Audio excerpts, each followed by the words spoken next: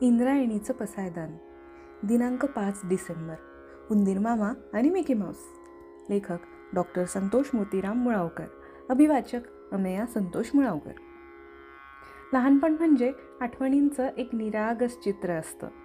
हे चित्र चालतं बोलतं असतं, खूप खूप बोलकं असतं. जसं जसं आपलं वय वाढत जातं तसं तसं हे चित्र आपल्याशी अधिक बोलायला लागतं. आठवणीच्या चित्रात दडलेली अनेक चित्रं आठवायला लागतात. त्या चित्रात रंगलेले अनेक रंग आठवायला लागतात. आमच्या लहानपणी आम्ही उंदराचं एक चित्र काढायचो. मामा म्हणूनही उंदीर प्रिय होता. लहानपणच्या अनेक गोष्टीत उंदीर मामा यायचा. कधी तो धमाल करायचा तर कधी त्याची फजिती व्हायची.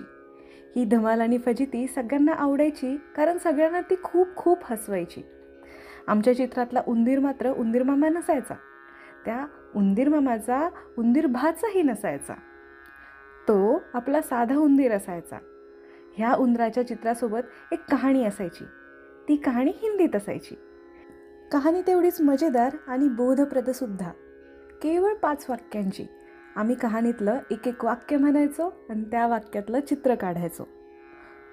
जो तो ही कहाणी स्वतःला सांगायचा आणि पाटीवर लेखणीनं चित्र काढायचा. ती कहाणी आणि ते चित्र असं होतं. एक एम नाम का लड़का था. उसके बाप ने उसे 80 रुपये दिए. उसकी माँ ने उसे 4,444 रुपये दिए. फिर भी उसने 2 रुपये चुराए तो उसका बन गया चूहा. कहाणी इथंच संपायची आणि चित्रही. हे चित्र सांगायचं, पैसे चोरले, पैसे खाल्ले की माणूस उंदीर होतो. अजूनही मनावर ह्या उंदराचा संस्कार आहेच. पैसे चोरणारे, पैसे खाणारे लोक पकडल्या गेल्याच्या बातम्या कळाल्या की मनाला निरागस प्रश्न पडतो.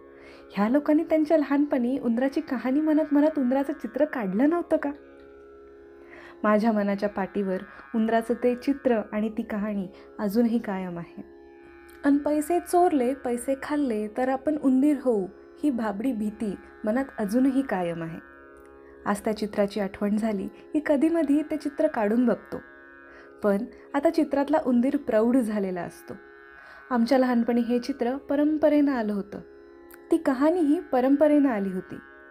कोण असेल त्या उंदराच्या चित्राचा पहिला चित्रकार आणि त्या कहाणीचा कथाकार?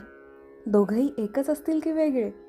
ह्या अफलातून चित्रकथाकाराची दखल घेतली असती तर त्याचीही उंदीर मामा ही कार्टून मालिका गाजत राहिली असती आणि मिकी माऊस ही उंदराची व्यक्तिरेखा साकारणाऱ्या वॉल्ट डिझनेच्या 5 डिसेंबर 1901 ह्या जन्मतारखेच्या नोंदीसारखी त्याच्याही जन्मतारखेची नोंद घेतली गेली असती.